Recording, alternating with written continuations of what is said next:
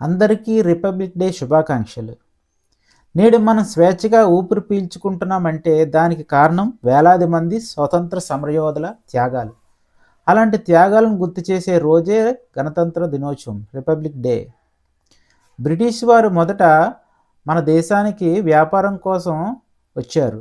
కానీ నెమ్మదిగా మన దేశ పరిస్థితులను తమకు అనుకూలంగా మలుచుకొని విభజించు పాలించు విధానంతో భారతదేశాన్ని పూర్తిగా ఆక్రమించేశారు. ఈ దాస్వానికి వ్యతిరేకంగా భగత్ సింగ్, సుభాష్ చంద్రబోస్ వంటి మహనీయులు తమ ప్రాణాలను సైతం లెక్క చేయకుండా పోరాడారు. అహింస అనే ఆయుధంతో మహాత్మా గాంధీ భారతీయులను ఒక్క తాటిపైకి తీసుకొచ్చారు.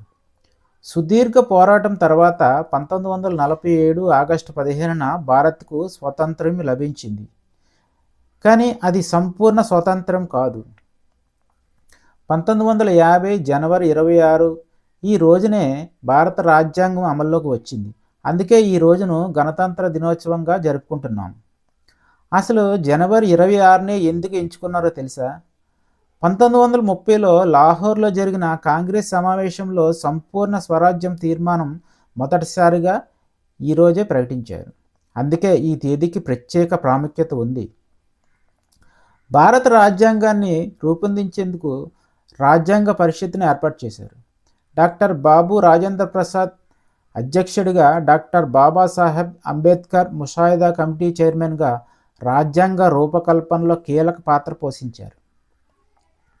భారత రాజ్యాంగాన్ని రూపొందించడానికి 2 సంవత్సరాల 11 నెలలు 18 రోజులు పట్టింది. దీనికోసం ఖర్చయిన మొత్తం 64 లక్షల రూపాయలు. 1950లో జరిగిన తొలి గణతంత్ర దినోత్సవం నాటికి డాక్టర్ రాజేంద్ర ప్రసాద్ భారత తొలి రాష్ట్రపతిగా ప్రమాణ స్వీకారం చేశారు. అప్పటి నుంచే భారత్ సర్వసత్తాక లౌకిక ప్రజాస్వామ్య గణతంత్ర దేశంగా ప్రపంచానికి గుర్తింపు సంపాదించుకుంది. గణతంత్ర దినోత్సవం కేవలం ఒక సెలవు కాదు. మన హక్కులు, మన రాజ్యాంగం, మన దేశ గౌరవాన్ని గుర్తు చేసే రోజు. జై హింద్, జై భారత్.